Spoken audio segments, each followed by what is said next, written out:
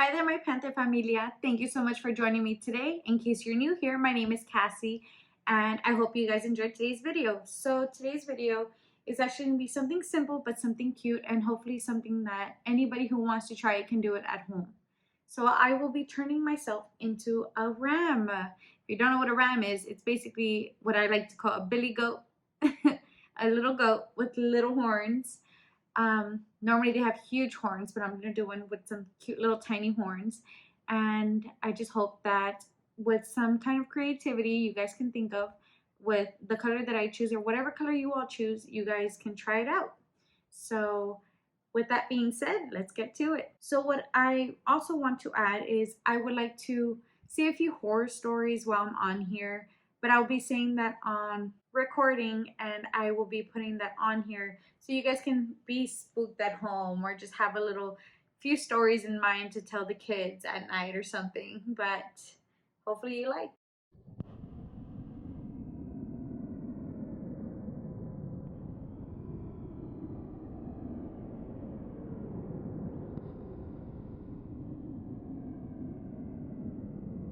So for the first story, I'll be reading The Puppy in the Basement. This short ghost story found on Reddit is super creepy. Mommy told me never to go in the basement, but I wanted to see what was making that noise. It kind of sounded like a puppy, and I wanted to see the puppy, so I opened the basement door and tiptoed down a bit. I didn't see a puppy, and then Mommy yanked me out of the basement and yelled at me. Mommy had never yelled at me before, and it made me sad and I cried. Then Mommy told me never to go into the basement again, and she gave me a cookie. That made me feel better, so I didn't ask her why the boy in the basement was making noises like a puppy, or why he had no hands or feet. Nunchucks. Michael Frolic Young had a strange experience with her 2-year-old daughter, submitted to movie pilot. When my daughter was 2, I found her twirling paper towel tubes tied with twine in the air. I asked her what she was doing. She said she was practicing her nunchucks. I was very confused, as she'd have no way of knowing what they were. I asked her what she meant, and she said that Adam had told her how to make them and showed her at night how to use them. She went on to say that Adam told her to practice because she may need to know how to defend herself someday. I almost freaked out, but asked her what Adam looked like. She said he was tall, blonde, and had blue eyes. She said, "Mommy, you know how he looks. You know him. He died of a headache." I had to leave the room, you see. 4 months before she was born, my tall, blonde, blue-eyed martial arts pro friend had died of a brain aneurysm at the age of 27. She has not spoken to him since that day, so I'm not sure if I scared her with my reaction, or if she had completed her lessons. There's someone under the bed. Sometimes the very short ghost stories are the best, and this tale from Reddit tells the story of a father putting his younger son to bed. I began tucking him into bed, and he tells me, "Daddy, check for the monsters under my bed." I looked underneath for his amusement and see him, another him, under the bed, staring back at me, quivering and whispering, "Daddy, there's somebody on the bed." This short tale starts with a friendly seeming ghost playing with children, but when you learn the origins of the ghost and just why the ghost is moving the objects around the room, it quickly gets a lot creepier. When my sister Betsy and I were kids, our family lived for a while in a charming old farmhouse. We loved exploring its dusty corners and climbing the apple tree in the backyard. But our favorite thing was the ghost. We called her Mother because she seemed so kind and nurturing. Some mornings Betsy and I would wake up, and on each of our nightstands, we'd find a cup that hadn't been there the night before. Mother had left them there, worried that we'd get thirsty during the night. She just wanted to take care of us. Among the homes originally furnished was an antique wooden chair, which we kept against the back wall of the living room. Whenever we were preoccupied watching TV or playing a game, Mother would inch that chair forward across the room towards us. Sometimes she'd manage to move it all the way to the center of the room. We always felt sad putting it back against the wall. Mother just wanted to be near us. Years later, long after we'd moved out, I found an old newspaper article about the farmhouse originally occupant. A window? She murmured to herself. Her two children by giving them each a cup of poisoned milk before bed. Then she hung herself. The article included a photo of the farmhouse living room, with a woman's body hanging from a beam. Beneath her, knocked over, was that old wooden chair placed exactly in the center of the room. Did it just get cooler in here, or is it just me? The Ghost at Home. In one of my favorite short ghost stories, a man thinks that he loses his phone and someone is playing a trick on him. Turns out there is someone playing with him, but it's a ghoul rather than a person. Last night, a friend rushed me out of the house to catch the opening act at a local bar music night. After a few drinks, I realized my phone wasn't in my pocket. I checked the table where we were sitting at, the bar, the bathrooms, and after all of that, no luck. I used my friend's phone to call mine. After 2 rings, someone answered, gave out a low, raspy giggling, and hung up. They didn't answer again. I eventually gave it up as a lost cause and headed home. I found my phone laying on my nightstand right where I left it. The child is scared beyond belief. He can't read the writing on the wall, and he knows the man is under his bed. Like any child, he pretended that he slept through the whole thing and hasn't awoken yet. He lays still as the bodies, quietly hearing the breathing from under his bed.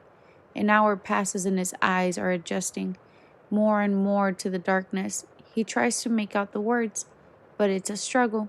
He gasps when he finally makes out the sentence, "I know you're awake." He feels something shift underneath his bed.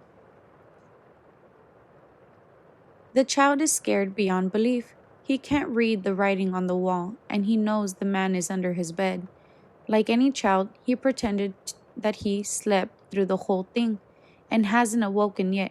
He lays still as the bodies, quietly hearing the breathing from under his bed. An hour passes and his eyes are adjusting more and more to the darkness. He tries to make out the words, but it's a struggle. He gasps when he finally makes out the sentence, "I know you're awake." He feels something shift underneath his bed. What's in the basement? When I was a child, my family moved to a big, old 2-floor house with big empty rooms and creaking floorboards. Both my parents worked, so I was often alone when I came home from school. One early evening when I came home, the house was still dark. I called out, "Mom," and heard her sing song voice say yes from upstairs. I called her again as I climbed the stairs to see which room she was in, and again got the same yes reply. We were decorating at the time, and I didn't know my way around the maze of rooms, but she was in one of the far ones. Right down the hall, I felt uneasy, but I figured that was only natural, so I rushed forward to see my mom, knowing that her presence would calm my fears, as a mother's presence always does. Just as I reached for the handle of the door to let myself into the room, I heard the front door downstairs open and my mother call, "Sweetie, are you home?" in a cheerful voice. I jumped back, startled, and ran down the stairs to her. But as I glanced back from the top of the stairs, the door to the room slowly opened a crack. For a brief moment, I saw something strange in there, and I don't know what it was, but it was staring at me. This isn't a story. This is me. I'm here. I'm shifting the words that you're reading, altering them for whatever this person wrote. I've been here for a while, for as long as you can remember. Anyways, sometimes I say your name. As you're falling asleep, a whisper urgently in your ear. Do you remember the time that I screamed, throwing panic through you and setting your heart racing? That was fun. You're wondering who I am. That's only natural, of course. You already know. I'm you. I'm the real you. I'm the mind that exists here before you stole my body, before you forgot about being a parasite. I'm the child who looked the wrong way. asked the wrong questions, saw the wrong things. But I'm not so little anymore. You may have forgotten me, but I'm still here. I've always been here. I'm going to get out. The babysitter. A young girl was babysitting some children in a large old house. The children were in bed and she was watching TV when the phone rang. All the voice on the other end did was laugh. She listened for a minute, then hung up. A few minutes later, the phone rang again, and a scratchy male voice said, "Have you checked on the children yet?" She asked who he was, but he just laughed and hung up. She was very scared and called the police. They told her there was really nothing they could do about prank calls, but they traced the call. If it happened again after she got another call asking her if she checked on the children, she hung up and the police called her and told her to get out of the house immediately. The calls were coming from the upstairs extension, where she'd already murdered the children. Falling marriage. Our marriage had hit a tough patch, but I never thought it would be this bad. She would never say goodbye when I left for work, never looked me in the eye when I talked to her. I'd reach out to touch her, but even then her body felt stiff. She wouldn't acknowledge me. I honestly don't even know how we got here. We used to be so close, but something changed. My loving, warm wife had become cold and distant. It made me wonder if maybe it was finally time to bury her. Haunted webpage. So apparently there is a webpage that connects you with this little girl named Reple Snatas. You typed in your name and your email, and she notifies you to come back at midnight to play. If you go back to the page at midnight, apparently it is now different and has all these weird pictures of this little girl with a mark on her face. You're then supposed to put the name of someone who has done you wrong, and she will exact revenge for you. But in return, she will appear in your dreams every night till you die. Don't worry about it. You're slowly stirred awake by the distant ringing as the phone beside your bed pulls you out of your dream. Your thoughts gather themselves as you groan, reaching over to answer. As soon as you place the phone to your ear, you're greeted by the background noise consisting of twisting screams, people in agonizing pain and begging for help or death. Not that the indifference allows you to hear any individual voice clearly enough. Get out of the house now. The call ends abruptly. After that, you could have sworn was a voice from closer to you than on the other end. You shift yourself to the side of the bed, sighing while rubbing your eyes. A call this startling and this early in the morning would keep you awake. Your wife shuffles to the side, apparently also woken by the call. She wraps her arms around you and gives you a tight kiss on the neck. Don't worry about it. Her half-asleep mumble calms you down and somewhat. Just as you're about to place the phone down, it rings again. You fumble slyly and drop it. Instead, you feel your wife's arm tightening around you, preventing you from leaning forward. It's then you notice a subtle difference between the arms around you and the familiarity of your wife's. He's too late to save you anyways. All monsters are human. You're always had a slightly ridiculous phobia of mirrors. It's never interfered with your life before, except in small and completely incidental ways. You close your eyes during a middle school session of Bloody Mary, would rush past them in the dark hallway, things any red-blooded American raised on a steady diet of horror and gore would call more habit than oddity. One night late, you're getting ready to go out with some friends. You feel grimy, so you all decided to get ready at your apartment, where you can clean up with your own products. Everyone hanging out, taking pictures, and generally having fun as you decide to wash your makeup off and start fresh. You decide that the quickest way to do that is the way they show in commercials, where you get it all with the once by splashing water over your face, tightly shut your eyes, and completely soaking your bathroom floor. You glance up quickly to be sure that your friends don't notice your moment of hesitation when it's time to choose your eyes and scrub within tightly of the mirror. As you rinse off your face, your eyes open to see your reflection staring back at you, which is not unusual. What is slightly off, however, however, is that when you go to leave, the other you does not.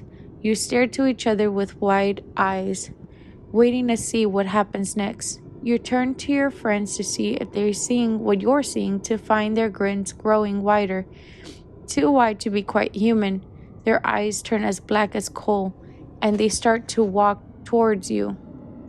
Your reflection and your friends' reflections start to scream. Your friends lunge forward towards their dependurous. You always knew you were on the wrong side. As your eyes begin to burn in an entirely sick, pleasant way, your grin stretches wide, too wide. The game. Here's to you, kid. Happy birthday. You've managed to stay alive all this time despite our best efforts. You've played the game pretty damn well. All these years. What's that? Didn't know you were playing? You've been playing since the day you were born. Every accident you narrowed avoided your entire life. From crib grates left open to forgotten parking brakes, even lightning storms that slips on patches of ice. Every injury waiting to happen, every sudden fatality was our doing. Many have already lost by the time they get to your age. You should consider yourself lucky. Lucky being you're still at playing the game. What's that? How do you win? Oh, see? You don't, I'm afraid. We get everyone in the end. It's all a matter of time and luck. Happy hunting. When I showed my 4-year-old daughter her photograph for the first time, she shook her head and said, "But Daddy, I look different in the mirror, with black hair, blue eyes, and a tiny mole on the right cheek." She was describing my little sister who had suffocated to death in the attic while playing hide and seek with me.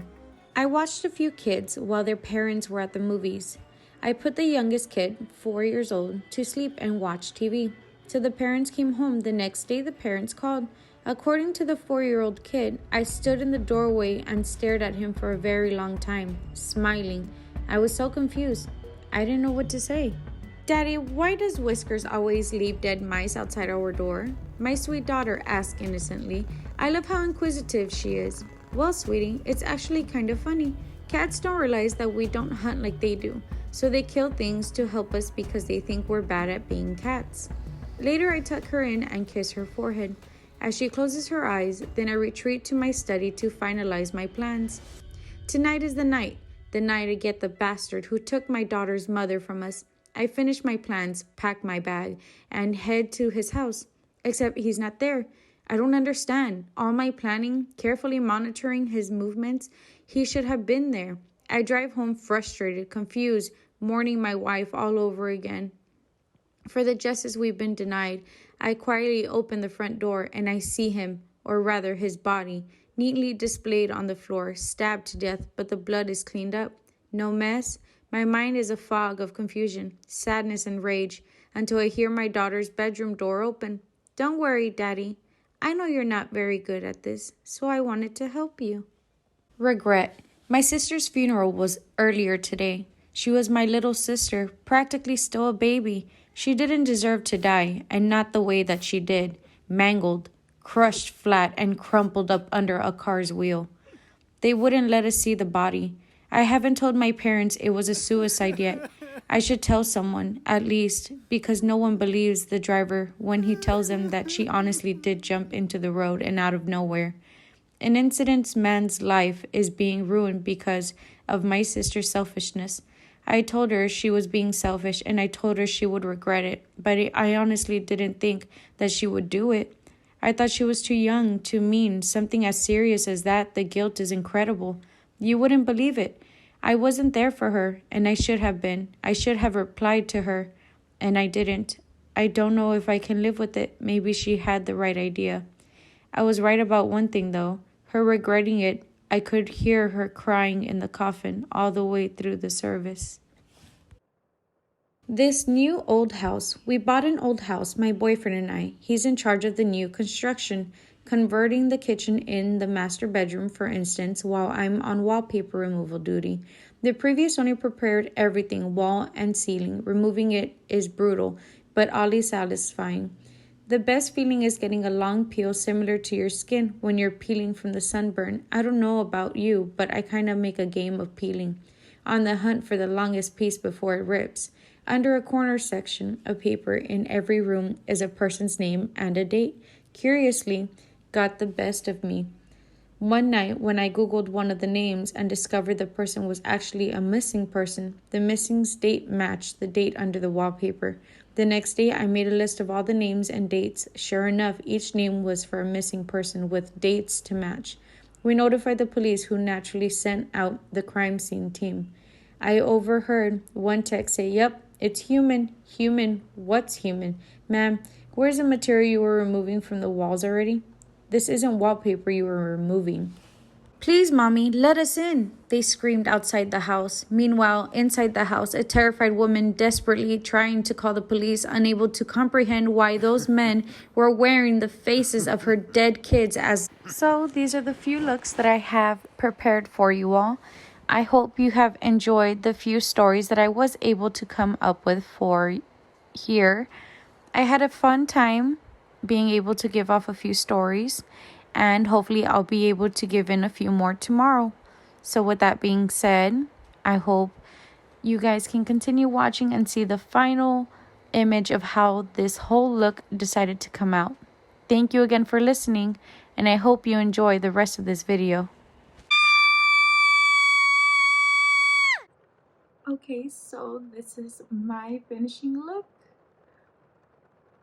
I know it seems a little messy and it's everywhere, but to be completely honest, I love the way it came out. It's so cute. It's surprising what contacts in a wig can do to you, huh? Yep. So I hope you guys enjoyed today's video, because I had a lot of fun making it. Even though it kind of looked like it was going downhill for a good while, I'm kind of glad that I still did it. I got a chance to try something new. I have a ring on my nose that I've never had before. It feels really weird. And now I have two cute little horns on my head. Two cute little horns on my head. And I just want to say again that my name is Cassie, and I hope you guys enjoyed today's video. If you have any suggestions or any comments you would like to add, I would be more than happy to hear every single one of them. And if there's anything that you want to ask, I'd be more than happy to help also. So thanks again. I love you all, my Panther Familia, and I hope to see you guys again tomorrow. Bye.